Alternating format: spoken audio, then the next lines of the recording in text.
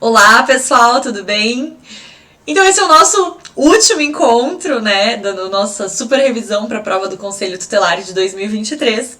Tenho que começar esse vídeo te agradecendo por ter escolhido o IFAP, agradecendo você por ter confiado em nós para se preparar para essa prova.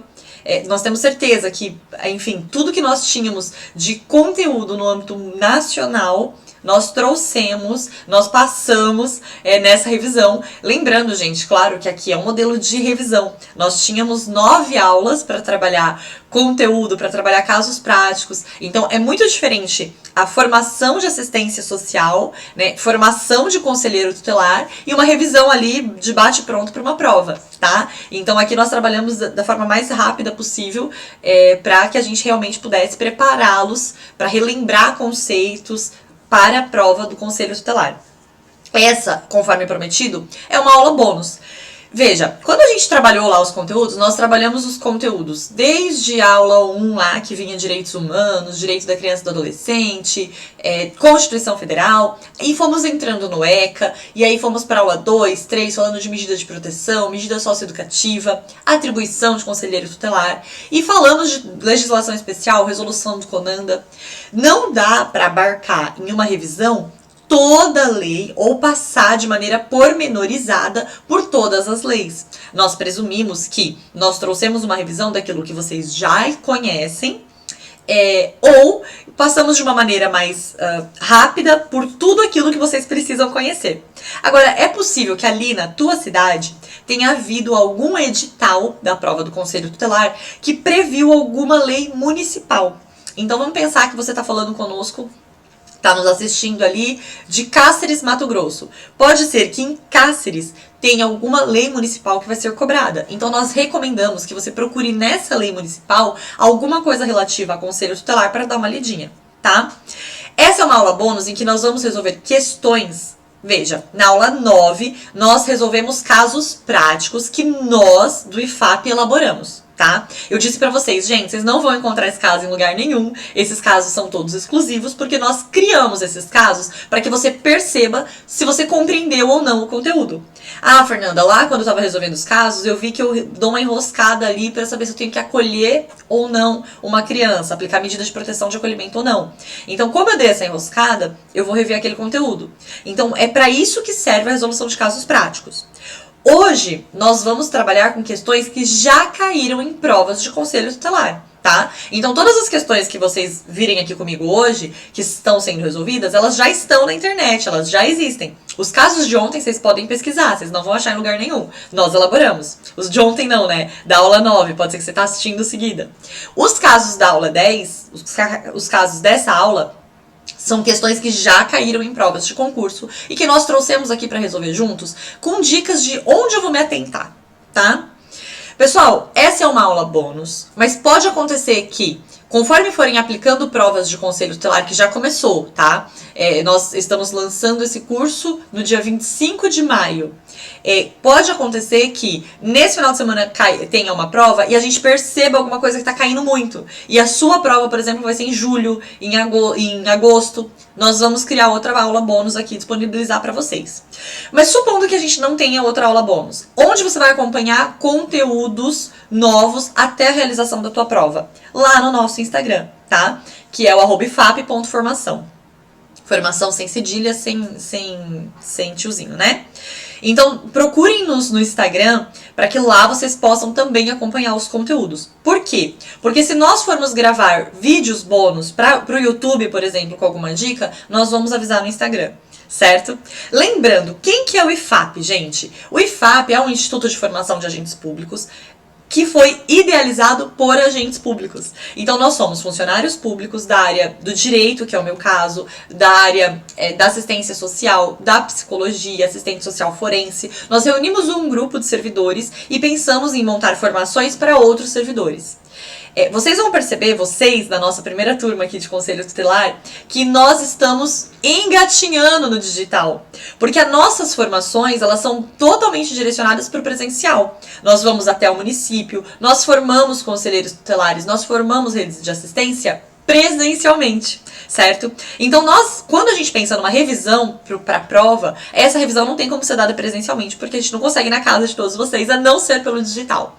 Então, acompanhe os nossos conteúdos e se você, enquanto conselheiro tutelar, quiser levar essa formação, uma formação ampla para o conselho tutelar, depois de efetivo lá o ano que vem, você pode conversar conosco, porque nós temos esse trabalho, esse instituto para formar agentes públicos. Esse é o principal objetivo, na verdade, né? É formar agentes públicos que já estão no serviço público, certo? Por exemplo, um curso de escuta especializada para conselheiros tutelares, um curso de atuação em rede, um curso para autores de violência, um curso temático, Maio Amarelo, um curso temático sobre Outubro Rosa. Então a gente vai estar trazendo essas... Maio Laranja, né? A gente vai estar trazendo, pessoal, essas formações todas nós levamos para os municípios e vocês fiquem à vontade, caso já façam parte da rede ou quando forem fazer o ano que vem, porque eu sei que vocês farão. Quando vocês forem fazer o ano que vem, vocês também podem entrar em contato conosco para essas formações, ok? Mas vamos para o que interessa. Então, o primeiro ponto que eu gostaria de trazer para vocês quando eu conversei com vocês nas aulas sobre medidas de proteção aplicadas à criança, eu sempre reforcei isso, né? Criança e adolescente em situação de risco, aplica-se medida de proteção. E eu falei sobre uma medida de proteção, que era a medida de proteção prevista no artigo 130 do Estatuto da Criança e do Adolescente. E eu dizia assim, gente, essa medida de proteção é para você afastar o agressor do lar. E aí na aula 9, né, que você pode ter assistido qualquer dia, na aula 9, quando a gente falou de um caso muito específico, que era o caso, acho que da Mariana, 13 anos, enfim, eu dizia, olha, o padrasto da Mariana comete abuso sexual contra ela, violência contra os irmãos. O que você pode, conselheiro tutelar, pedir aqui? Requisitar o afastamento do agressor do lar. Lembra? Porque a ideia é sempre tirar o agressor do lar e não tirar a criança. Às vezes o agressor é o padrasto, a mãe é uma mãe zelosa, não sabe da situação de violência, e aí você vai lá e tira a criança e leva essa criança acolhida. Então a criança ela sofre várias violências. Ela sofre a violência sexual, ela sofre a violência física, a violência psicológica. E você, quando acolhe, está promovendo o quê? Uma violência institucional, que é acolher essa criança sem a necessidade, já que você pode afastar o agressor. O que eu não disse e que eu quero reforçar aqui, também já como uma dica, porque a gente já começou a ficar atento nas provas desse ano. O que eu não disse é que essa possibilidade do conselho tutelar pedir o afastamento do agressor, ela é nova. Até o ano passado, você, conselheiro tutelar, pedia para o Ministério Público e o Ministério Público entrava com um pedido para o juiz. Agora você pode requisitar diretamente à autoridade judiciária ou policial esse afastamento. E de onde surgiu essa possibilidade? Essa possibilidade surgiu, eu vou colocar aqui para vocês, da Lei 14.344 de maio de 2022. Ela é do ano passado. Que lei é essa, pessoal? É a Lei Henri Borel. Lembram? Então, quando a gente olhou, eu trouxe a possibilidade, mas talvez tenha faltado explicar, ou seja, importante explicar, né? Não é nenhuma questão de faltado. Explicar, pessoal, que essa lei... Veja que eu tô no site do Planalto aqui, tá? Vou mostrar pra vocês. Aqui o link, planalto.gov.br. Vocês podem acessar qualquer lei lá no site do Planalto. Essa lei aqui, pessoal, ela traz algumas alterações pensando em proteger crianças vítimas de violência, especialmente a proteção com relação ao agressor ali no ambiente doméstico, criança vítima de violência doméstica, por causa do emblemático caso Henri Borel, né? Então, eu vou trazer só o artigo que diz respeito ao Conselho Tutelar aqui, mas eu acho legal, se vocês quiserem, entrar na lei e dar uma lidinha, tá bom? Porque a gente não consegue abordar todas as leis sobre todos os assuntos dentro desse modelo de revisão. Mas antes de corrigir as questões, eu quero falar um pouquinho disso, porque pode ser que caia na tua prova. Então vamos lá. Ela vai trazer a definição aqui do que é violência doméstica e familiar contra uma criança e um adolescente, né? Ação e omissão que lhe cause morte, lesão, sofrimento físico, sexual, psicológico ou no plano patrimonial, tá? Então ela define o que é uma violência contra a criança e o adolescente. E ela vai trazer algumas disposições sobre essa violência doméstica, como isso se configura, como que vai funcionar o sistema de garantias do direito da criança e do adolescente com relação a isso, qual que é a assistência que você dá para a criança no caso de violência doméstica. e no caso de violência familiar. Mas onde é importante aqui, ó, é atendimento pela autoridade policial, e aqui é mais no âmbito da polícia mesmo, como que vai ser essa abordagem, que eu acho que é onde mais mudou. Mas o que é importante aqui é esse artigo 16. Medidas protetivas de urgência, artigos 15 e 16. Então aqui, ó, recebido o expediente em favor da criança e do adolescente, caberá ao juiz no prazo de 24 horas. E aqui são as medidas que o juiz pode aplicar. O que eu quero que vocês prestem atenção aqui, ó. Artigo 16. As medidas protetivas de urgência poderão ser concedidas pelo juiz, é sempre o juiz quem concede, a requerimento do Ministério Público, da autoridade policial, do conselho tutelar ou a pedido de qualquer pessoa em favor da criança e do adolescente. Antes, pessoal, como que funcionava uma medida protetiva de urgência? Ela era prevista lá no 130 e o juiz aplicava a pedido do Ministério Público. Então, o conselheiro tutelar, ele levava isso a conhecimento do MP, né, do Ministério Público, e o Ministério Público pedia. Agora não, o conselho ele pode acionar diretamente o juiz, pedindo essas medidas de proteção em favor da criança, tá? Então, essa é a regra agora, né? E eu disse pra vocês, olha, constatou uma situação de violência, falei várias vezes, tanto quando a gente falou das medidas de proteção, como quando a gente tava falando do caso ali da Mariana, né, da nossa adolescente hipotética. Mas eu não tinha falado que essa alteração de vocês poderem requisitar diretamente pro juiz, ela surgiu recentemente. Ela surgiu na lei Henri Borel. E por que eu tô falando agora? Porque pode acontecer, da tua prova te perguntar, compete ao conselho tutelar no caso de constatada violência, conforme previsto na lei Henri Borel. E você fala, meu Deus, eu não vi essa lei. Gente, você viu, só que você não viu pelo nome, lei Henri Borel. Então agora eu tô falando pra você que você viu pelo nome, tá bom? Porque como ela é uma lei nova, é possível que quando ela apareça na prova, ela apareça pela banca, a banca traga ali o nome da lei pra você, ou o número da lei, 2022. Aí você fala, nossa, isso é muito novo, eu não vi. Viu, tá? Todas as leis federais, elas alteram o ECA ou elas trazem inclusões no ECA de alguma forma.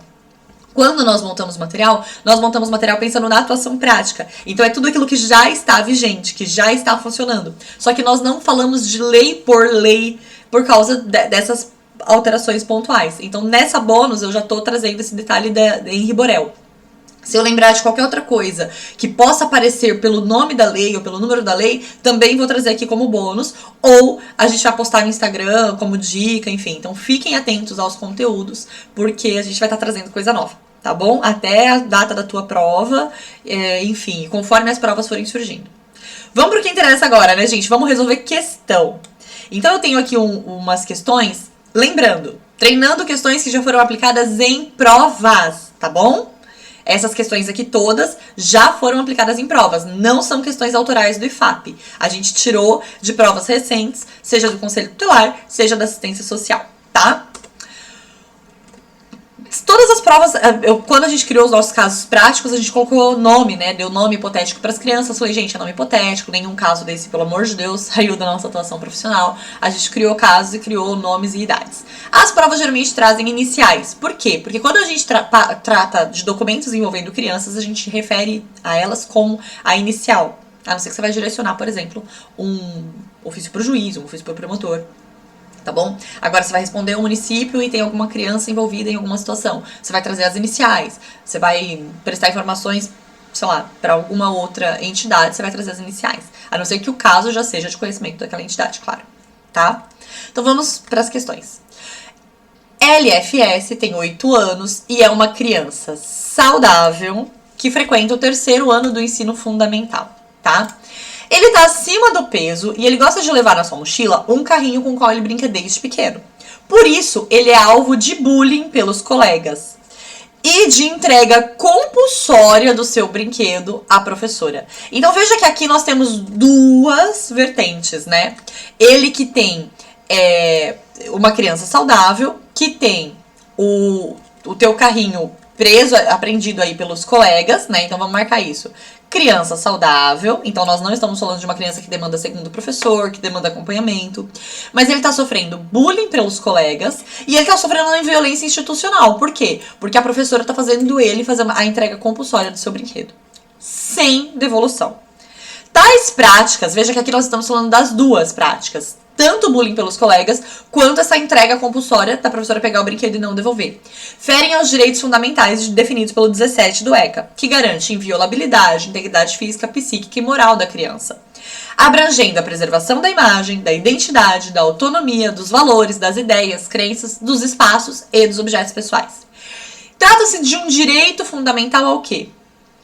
Pessoal, quando a gente fala do direito fundamental, a gente está falando do direito fundamental da criança, certo? Esse direito dele de ser protegido é um direito à tolerância? Não, quem tem que ter tolerância são os outros, não ele. Ele não tem o direito à tolerância. Os outros têm dever de tolerância. Olha só como é uma questão de interpretação aqui. Eu quero saber do direito. O direito à tolerância, gente? Não. Tolerância, nesse caso, não é direito. Tolerância, nesse caso, é o dever dos outros. Ao protagonismo, não me parece que seja o protagonismo, né? O que ele tá precisando aqui, na verdade, gente? O direito dele aqui é ao respeito, não é? Então, veja, aqui nós estamos falando de um direito fundamental ao respeito. A generosidade, a privacidade, vou até deixar em amarelinho só o que for a resposta. A generosidade, a privacidade, não, gente, ao respeito. Ele tem o direito de ser respeitado, entendem? E os outros que têm dever de tolerância, dever de respeitá-lo. Então, o direito fundamental aqui dessa criança, que é uma criança saudável, que tá sofrendo bullying na escola, é um direito fundamental ao respeito, tá? Bem tranquilo, né? É só uma questão de interpretação. Você saberia isso se não tivesse assistido as aulas. Uma das atribuições do Conselho Tutelar é representar o Ministério Público para efeito de ações de perda e suspensão do poder familiar. Depois de esgotadas as possibilidades de manutenção da criança e do adolescente junto à família natural. Nós falamos isso, né?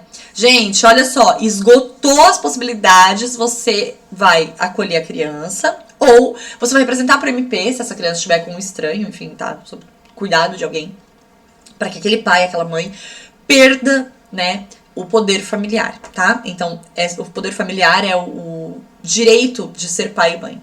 E essa é a principal penalidade que um pai ou uma mãe podem sofrer, porque eles deixam de ser pais e mães, saem inclusive do assento de nascimento, enfim. Essa perda do poder familiar é sempre aplicada pelo juiz a pedido do Ministério Público. Então, uma das atribuições suas, enquanto conselheiro, é representar para o Ministério Público isso. Mas veja aqui, pessoal, essa questão ela não quer saber sobre perda e destituição do poder familiar. Essa questão ela quer saber uma coisa. Uma decisão do conselheiro tutelar pode ser revista por quem? Só isso. Ela nem quer saber a medida. Ela quer falar, ó, essa decisão do conselho tutelar pode ser revista por quem? Pelo próprio adolescente no descumprimento injustificado das deliberações? A gente nem falou de adolescente no enunciado. Pela autoridade judiciária a pedido de quem tenha legítimo interesse? Pela família nos serviços públicos da área de saúde e previdência. Já pensou se ela chega lá no INSS e pede para ter revisão de uma perda do poder familiar?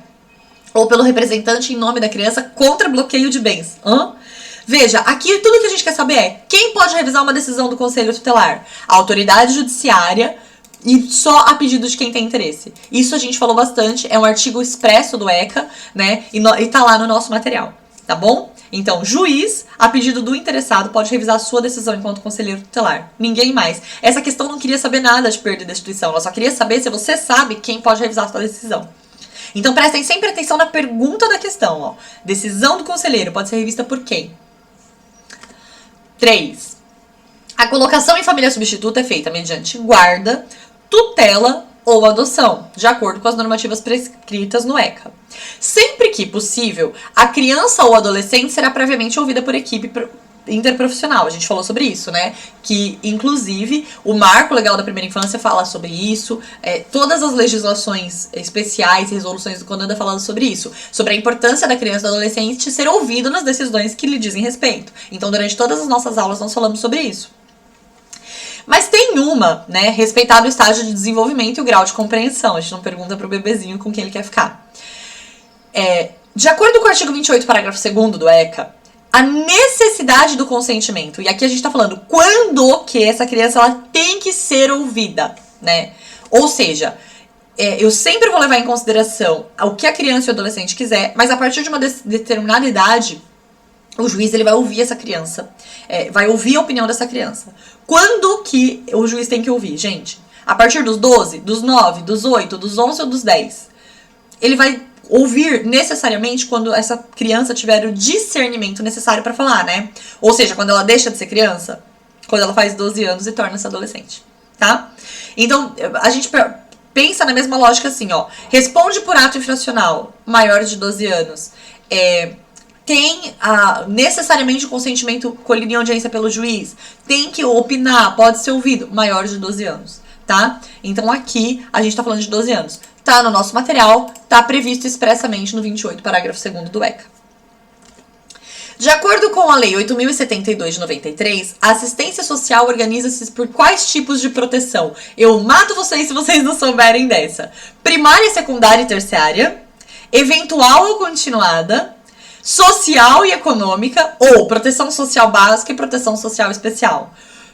Fiquei lá repetindo, né? Ó, proteção social básica, CRAS, PAF, proteção social especial, CREAS, PAEF. Gente, proteção social básica e proteção social especial, né? E a gente falou sobre isso. Ainda tem a proteção lá da primeira infância, que é de alta complexidade, que aí é o acolhimento, o PET, que é da proteção à criança, tudo bem? Mas a proteção social, a assistência social, lembra a organização do SUAS, que seria o nosso sistema único da assistência social. Essa proteção, ela se divide em básica e especial, tá? Básica, CRAS, PAEF, especial, CREAS, PAEF. De acordo com a Lei 12.035 de 2011, que alterou essa Lei 8.072, ela dispõe que a organização da assistência social é um instrumento das proteções de assistência que identifica e previne situações de risco e vulnerabilidade social. Veja, a gente falou sobre isso, né? Prevenção de situação de risco e vulnerabilidade social e os seus agravos no território. E eu ainda falei, gente, isso daqui é uma ação que acontece, por exemplo, num caso de enchente, né? Veja, esse cuidado de situação de risco e vulnerabilidade é a partir daquele território. Como que é o nome disso? Esse cuidado no território. Por exemplo, quem viveu lá a catástrofe da barragem de Mariana tem uma proteção da assistência social. Uma cidade que sofre com a seca tem uma proteção da assistência social. Aqui no litoral, a questão dos alagamentos tem uma proteção da assistência social. Essa ação de você prevenir situações de risco e vulnerabilidades a partir dos agravos daquele território chama-se vigilância socioassistencial. Sistema único da assistência social, serviço socioassistencial ou serviço de proteção e atendimento integral à família. Gente, é a vigilância socioassistencial. Vigilância. Prevenir. Então, não sei nada, Fer, vou chutar. Prevenção presume o quê? Vigilância, né? Por quê, gente? Porque se eu pensar que eu tô falando aqui nos limites do território, o SUAS é uma organização nacional. O Serviço de Proteção e Atendimento Integral à Família é o nome que se dá para aquele serviço da proteção social básica, que é realizada pelo CRAS. Serviços socioassistenciais sempre são todos e qualquer serviço aplicado pela assistência. Então, o nome dessa prevenção aí é a nossa vigilância socioassistencial, tá? Falamos sobre isso quando nós falamos da NOB, quando nós falamos da Lei de SUAS, quando nós falamos da LOAS, tá? Com o advento do Sistema Nacional de Atendimento Socioeducativo, que é o SINASE, que é a Lei 12.594 de 2012, todas essas leis estão no material de vocês, tá, gente? Foram estabelecidos objetivos para as medidas socioeducativas. Medida socioeducativa é o que mesmo? Muito bem. Aquela medida que o adolescente cumpre quando ele cometeu um ato infracional e foi, né, teve ali aplicada, seja em sede de remissão pelo Ministério Público, seja porque ele foi condenado no processo judicial pelo juiz, tá? Aplicadas aos adolescentes em conflito com a lei. Assinale a alternativa correta sobre o que prevê a socioeducação. Gente, o que é socioeducação? Aí eles vêm trazer assim, ó, desresponsabilização do adolescente quanto às consequências lesivas do ato infracional. Eu não quero desresponsabilizar, né? Mas aí fala assim ainda, ó, sempre que possível incentivando sua reparação via prisão. Adolescente nunca é preso. Adolescente é apreendido em caso de internação. Preso nunca. Então, óbvio que eu não quero nem desresponsabilizar o adolescente, nem prendê-lo. Não é essa.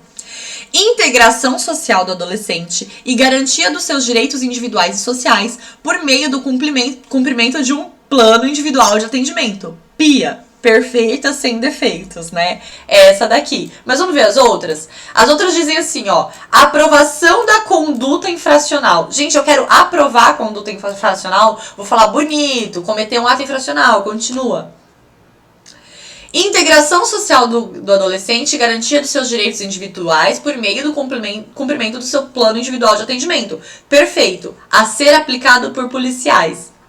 Não. Quem que vai aplicar, pessoal, a medida socioeducativa? A assistência social, né? E eu ainda disse pra vocês, olha, se o seu município tiver uma organização de CRAS, CREAS, esse adolescente vai cumprir essa medida socioeducativa lá na média complexidade, na proteção social especial, que é o CREAS, tá? Então não é por policial. Tava tudo certo até falar que é o policial que vai aplicar a medida socioeducativa, certo?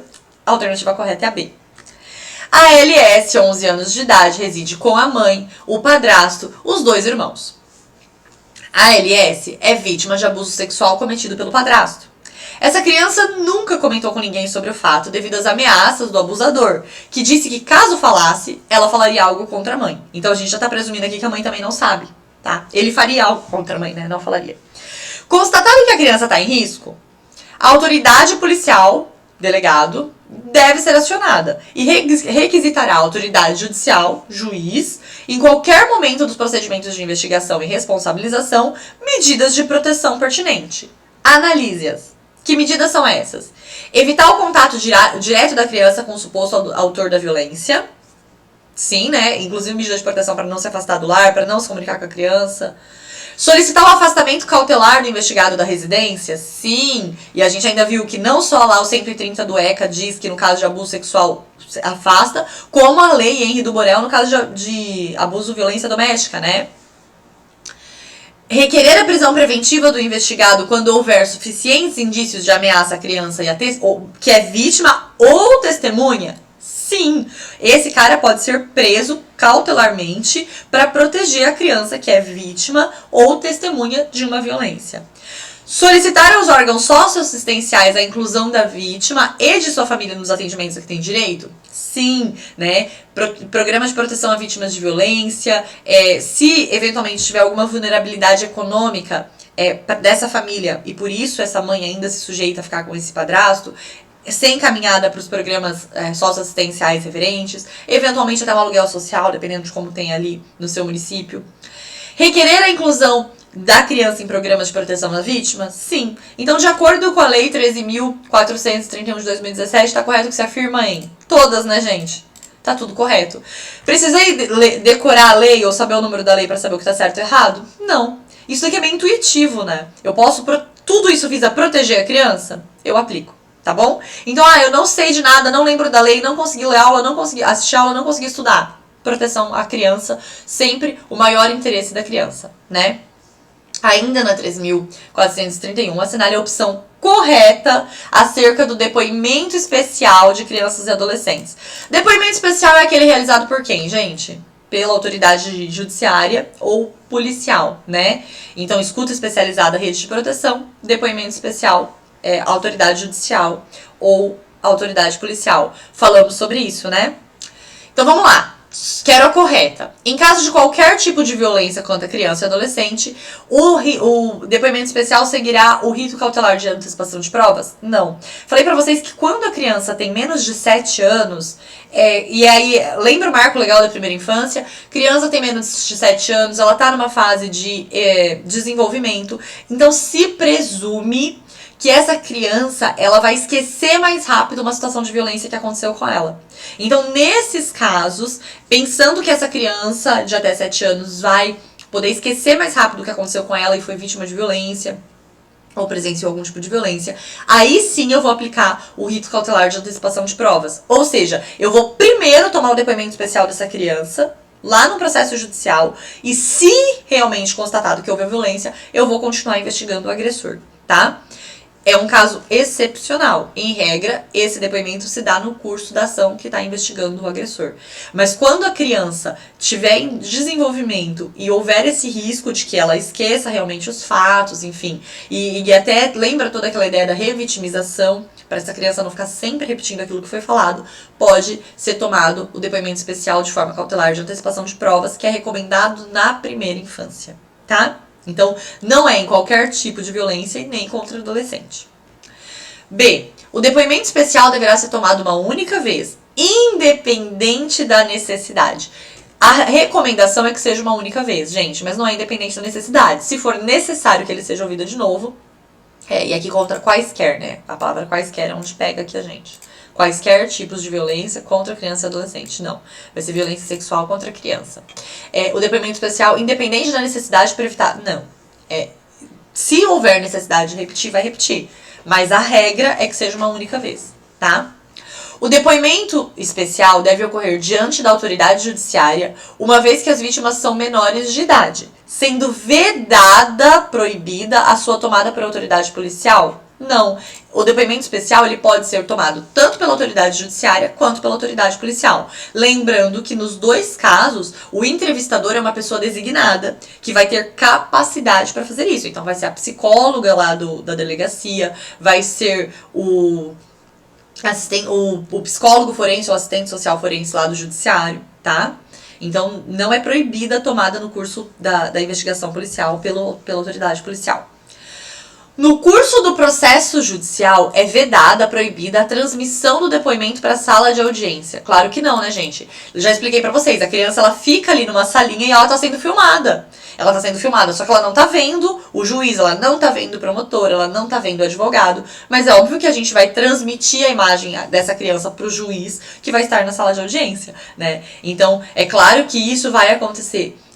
Essa transmissão em tempo real vai acontecer. Até porque eu também falei pra vocês lá na aula que pode acontecer do juiz e do promotor querer tirar alguma dúvida. E aí como que se dá essa dúvida? Eles fazem uma pergunta via chat ali, escrita, e quando o entrevistador tiver uma deixa, ele vai olhar essa pergunta e vai adequá-la, ajustá-la para levar até a criança, né? Já encontramos erro em todas, então é possível que a E seja a correta. Vamos lá.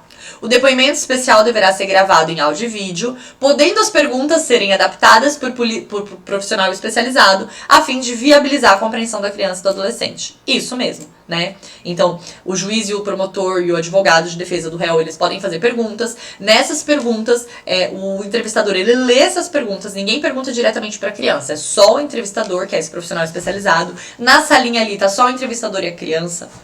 Pode ser que essa entrevista se dê de uma forma mais lúdica, com desenhos, com brincadeiras. E aí, o entrevistador ele vai ajustar. Olha, é uma criança de 8 anos, como eu posso abordar isso daqui com ela? Então, ele vai ajustar a forma de abordar para essa criança, tá?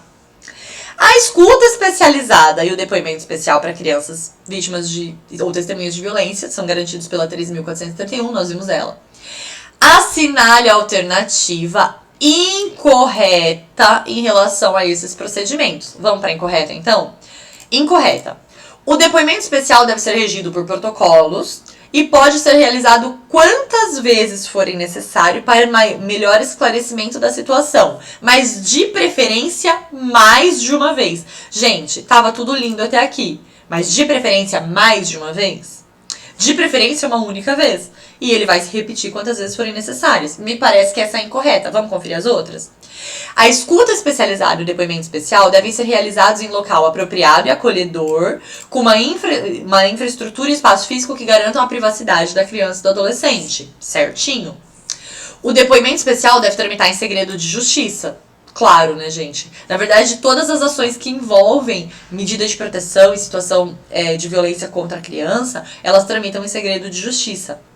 Assim como o depoimento especial. E esses processos, essas informações, elas não são transmitidas pelo conselho tutelar. Ainda que você, conselheiro, tenha acesso ao processo, elas não são transmitidas pelo conselho tutelar a ninguém, né? Lembra que eu falei pra vocês? Olha, quem que vai poder ter alguma informação de medida de proteção aplicada à criança? De alguma ação que vocês fizeram? Vai ser aquele advogado que tiver uma procuração específica no nome, né, da pessoa interessada, que vai ter acesso só àquela documentação e se não violar, não gerar exposição da criança, né? Senão nem ele. A criança ou o adolescente será resguardado de qualquer contato, ainda que visual, com o suposto autor ou acusado, ou com outra pessoa que represente ameaça, coação ou constrangimento. Claro, né? Se ela estiver sendo vista pelo autor da agressão, é óbvio que ela não vai falar nada. Então aqui me parece não, né? Aqui a incorreta é a A. E por que ela tá incorreta? Porque a preferência é que seja uma única vez, tá bom? 10. De acordo com o ECA, no que tange ao direito de convivência familiar, comunitária, assinale a alternativa incorreta. De novo, a incorreta. É direito da criança e do adolescente ser criado no seio da sua família extensa, né, da sua família, e excepcionalmente em família substituta, assegurada a convivência familiar e comunitária em um ambiente que garanta o seu desenvolvimento integral. Ok? Previsão expressa do ECA. B. Toda criança ou adolescente que estiver inserido num programa de acolhimento familiar ou institucional terá sua situação reavaliada no máximo a cada 3 meses, devendo a autoridade judiciária competente, com base em relatório elaborado pela equipe interprofissional e multidisciplinar, decidir de forma fundamentada pela possibilidade de reintegração familiar ou pela colocação em família substituta. Certo, tá? Isso daqui, pessoal, não vai muito dentro da atuação do conselho, inclusive essa questão não é de conselho, mas o juiz, toda vez que uma criança está acolhida institucionalmente, ele faz aquilo que nós chamamos de reavaliação trimestral. De 3 em 3 meses, ele, juiz, vai observar se essa criança precisa ficar acolhida, porque a ideia é sempre reintegrá-la à família, tá? Mas vamos supor que você não sabia disso. Pula ela, vamos achar o erro. C. Será garantida a convivência da criança e do adolescente com a mãe ou o pai privado de liberdade somente mediante autorização judicial.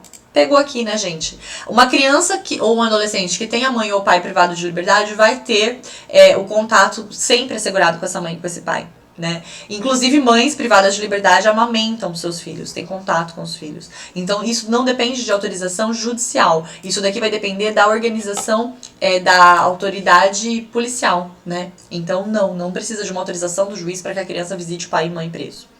É assim.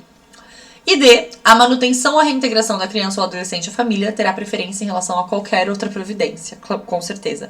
Caso em que será incluída em serviços e programas de proteção e apoio. Lembra? O problema tá na família. Proteção e apoio pra família. Reintegra pra família. Não conseguiu, aí a gente vai buscar outras alternativas. Certo? A lei de escuta especializada ainda, 13.431. Apresenta a seguinte redação, artigo 7º. A escuta especializada é um procedimento sobre uma situação de violência com criança ou adolescente perante um órgão da rede limitando o relato estritamente ao necessário para o cumprimento da sua finalidade. Nós vimos esse artigo lá nas nossas aulas. Vamos preencher corretamente essa lacuna. A escuta é um procedimento de prevenção? Não. De proteção? Não. De oitiva? Não, o depoimento especial é uma oitiva, né? A escuta especializada ela é um procedimento de entrevista sobre uma situação de violência pela rede de proteção, tá? Então, o correto aqui é a D. Fer, não sabia. Então, pensa assim, ó. Quem que vai aplicar? Rede de proteção. Isso você sabe com certeza. Se a rede de proteção só pode ser A, C e D. A tua dúvida seria entre oitiva e entrevista, né? A entrevista, porque lembra que a gente falou que você vai colher ali um relato espontâneo, você não vai interrogar, você vai conversar e entender o que aconteceu só para aplicar a proteção daquela finalidade a que se destina, tá? O depoimento especial da criança lá no âmbito da persecução penal, ou seja, lá no âmbito da investigação criminal, deve ser realizado preferencialmente no âmbito da investigação policial e da ação penal em momentos distintos. Gente, momentos distintos significa que eles vão ser ouvidos 2 vezes. A preferência não é ouvir 2 vezes, né? Poderá ser realizado pelos conselheiros tutelares? Não. Conselheiro tutelar pode fazer escuta especializada. Depoimento especial é só juiz e delegado. Ou seja, só na autoridade judicial ou policial. Independente da idade, seguirá a cautelar de antecipação de provas? Não, né, gente? A cautelar de antecipação de provas só vai acontecer naquelas violências sexuais praticadas contra a criança de 7 anos. Até 7 anos. É aplicável somente nos casos em que a criança ou adolescente for a vítima? Não, eles podem ser também ouvidos por depoimento especial quando eles forem testemunha, né? Então, me parece que vai sobrar E. Pode ser tomado em novo depoimento judicial em caráter excepcional, desde que indispensável, imprescindível e com prévia concordância da vítima e do seu representante legal, tá? E é isso, gente. O depoimento policial, você ouve uma vez só. E a ideia é que você não repita perante o juiz. Só em caráter excepcional, se for imprescindível, indispensável, é que a criança e a mãe concordam, né? A criança responsável legal concordam em serem ouvidos de novo, tá? O que eu quero evitar aqui, ouvindo uma vez só? A revitimização. De novo, a Lei 13.431. Por que eu tô pegando bastante ela? Porque cai bastante, tá? As outras questões de medidas de proteção, nós já trabalhamos ontem, toda vez falando ontem, né? Porque eu preparei a aula ontem. Nós já trabalhamos na aula 9, que é a aula dos casos práticos. A Lei 13.431 altera o ECA, estabelecendo novos parâmetros do sistema de garantias de direito. Ela implementa escuta especializada e depoimento especial. É correto afirmar com relação ao depoimento especial? O depoimento especial constitui o quê, pessoal? Um procedimento realizado pelos órgãos da rede de proteção? Não. Que deve incluir avaliação de risco e eventuais intervenções intersetoriais? Já vamos parar por aqui. Com a finalidade de permitir que qualquer criança possa ser ouvida de forma qualificada perante o órgão de rede de proteção? Não. Oitiva da criança ou do adolescente vítima ou testemunha de violência perante uma autoridade policial ou judiciária? Sim. De entrevista perante rede de proteção? Não. O que é entrevista perante rede de proteção, gente? Isso daqui é escuta especializada. Então, veja, aqui eu quero saber do depoimento especial. Depoimento especial, vou ouvir a criança ou adolescente vítima de violência, vítima ou testemunha de violência perante a autoridade policial ou judiciária. Órgãos de rede de proteção vão sempre realizar escuta especializada, tá? Chega dessa lei. Vamos falar da Lei Henri do Borel. Considerando as novas atribuições aos conselheiros tutelares incluídas na Lei do Henri Borel de 14.344 de 2022, assinale a correta. Nova atribuição do Conselho Tutelar dessa lei. Gente, qual que é? A gente falou sobre ela. Atender apenas a criança ou adolescente, vítima ou testemunha de violência doméstica ou submetida a tratamento cruel ou degradante. Quando a gente começa por apenas, a gente já limita essa questão. Então, não me parece ser a correta. Representar a autoridade judicial para requerer de forma imediata o afastamento da criança e do adolescente do lar quando ela for vítima ou testemunha de violência doméstica ou familiar? Me parece que a gente falou sobre isso daqui lá do artigo 16. Vamos ver as outras. Representar a autoridade judiciária ou policial para requerer o afastamento do agressor do lar, do domicílio ou do local de convivência com a vítima nos casos de violência contra a criança e adolescente? Me parece que essa está mais completa, né? Quando a gente traz a lei aqui, pessoal, lá na lei mesmo, ela fala sobre quem vai poder aplicar essa medida de proteção em favor da criança. Mas vamos ler o D. Obter provas da violação de direitos ou situação de violência que envolvam crianças. Tá, vamos descartar também. Quem obtém prova é o judiciário. Então, li isso daqui. Fernanda, eu não conheço a lei. Li isso daqui. Atender apenas a criança, o apenas já me pegou. Obter provas não é o objetivo do conselho. O conselho pode representar para alguém afastar o agressor. Quem que pode afastar o agressor do lar? O juiz ou o juiz e o policial? Pessoal, quando a gente fala sobre Lei Maria da Penha, por exemplo, é possível que a mulher saia dali da delegacia de polícia com uma medida de proteção, certo? Eu vou colocar aqui a lei para vocês entenderem. Me deem só um minutinho, porque eu perdi a lei. Só um instante. Pronto, só quis trazer a lei pra vocês, como ela é uma lei nova e a gente não falou sobre ela no material, eu vou aproveitar essa oportunidade eu não trouxe, né, não reproduzi quando eu falei nas aulas, eu vou aproveitar a oportunidade pra falar dela aqui, ó. Artigo 14 da lei fala assim, ó.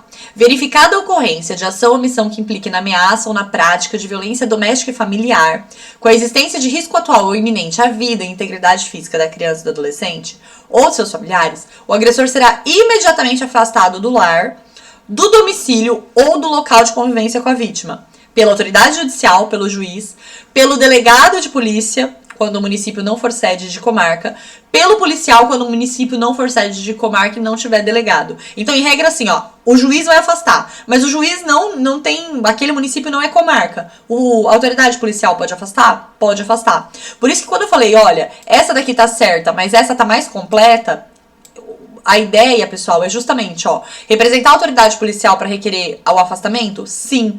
Mas a C tá mais completa. Representar a autoridade judicial ou policial para requerer o afastamento do agressor do lar. Ou do local de convivência com a vítima nos casos de violência doméstica e familiar contra criança e adolescente. Tá bom? Então aí seria a C. Agora vamos lá, vamos pensar que você fez essa prova aqui e assinalou a B. Vou dar uma opinião pessoal, lembra que eu disse que essas questões do Henri, dessa lei, como é nova, elas vão aparecer nas provas desse ano? As duas estão corretas, né? A B, ela tá incompleta, ela tá menos correta. A C é mais completa, então a gente vai assinalar a mais completa, mas não significa dizer que a B está errada, tá? É que realmente a gente tá buscando essas questões mais recentes e essa é uma questão mais recente. Por fim, Conselho Tutelar foi criado quando da promulgação do ECA em 1990, assumindo funções do antigo Juizado de Menores, não. Nesse sentido, em relação à natureza e função do Conselho Tutelar, você vai assinalar a alternativa incorreta, pessoal. Incorreta com relação à natureza e função do Conselho Tutelar. O Conselho Tutelar é um órgão permanente e autônomo, não jurisdicional, encaminhado pela sociedade de zelar pelos direitos da criança e do adolescente. Os membros do conselho devem ser maiores de 21 anos, residir no município e ser de reconhecida idoneidade moral. Me parece que a gente tá repetindo o artigo do ECA aqui, né? O conselheiro tutelar é escolhido por votação municipal, sim, realizada a cada 10 anos. Se vocês erram essa, acho que eu mato um. Podendo o conselheiro eleger-se quantas vezes for possível. O conselho pode requisitar serviços públicos na área de saúde, educação, serviço social, previdência, trabalho e segurança para fazer cumprir os direitos da criança e do adolescente? Sim. O Conselho Tutelar pode enviar representações de caráter jurídico ao Ministério Público para efeito de ações de perda do poder familiar? Sim. O que o conselheiro não faz, gente? Ele não espera 10 anos para ser eleito, né? As eleições do Conselho Tutelar não são a cada 10 anos, conforme nós vimos no material. Por isso essa é a incorreta, tá bom? Pessoal, aqui foram 15 questõezinhas. E se pode acontecer da gente trabalhar agora, lá no Instagram, esse modelo de joga uma questão, joga um caso prático e resolvo via vídeo, tá? Então acompanhe, porque esse foi nossas questões bônus, essa aula bônus, pra gente rever como que isso cai efetivamente nas provas de Conselho Tutelar. Eu espero que vocês tenham gostado dessa aula, desse modelinho de resolução aqui, né, dessa aula bônus. Com isso, a gente também já deu uma revisadinha na lei nova Henri do Borel. Se surgir qualquer outra informação, qualquer outra coisa que a gente perceba que começou a cair nas provas, a gente vai estar trazendo no IFAP. E tem muita novidade. Assumiu como conselheiro tutelar ano que vem, continue nos acompanhando, porque tem muita novidade, muita formação legal e muita coisa que a gente vai estar disponibilizando gratuitamente, tá bom? Então foi um prazer estar com vocês, entrar na casa de vocês, no ambiente de estudo de vocês e ajudá-los de alguma maneira a se preparar para essa prova tão importante, para assumir essa missão tão importante, porque conselheiro tutelar é uma missão de alma, né? Então, inicialmente, parabéns pela disponibilidade social e afetiva de vocês pelo conselho. A gente sabe que muitos municípios não têm uma estrutura e nem uma remuneração justa e ainda assim os candidatos eles buscam essa validação, buscam essa ideia de estar promovendo os direitos da criança e do adolescente. E eu sei que vocês viram o nível de importância dessa função, né? Então que vocês possam exercer essa função com toda a responsabilidade que ela merece. Certo? Nós do IFAP agradecemos a presença de vocês no nosso curso e vamos estar disponibilizando muito material e muita coisa para ajudá-lo na atuação enquanto conselheiro tutelar. Não deixe de nos acompanhar.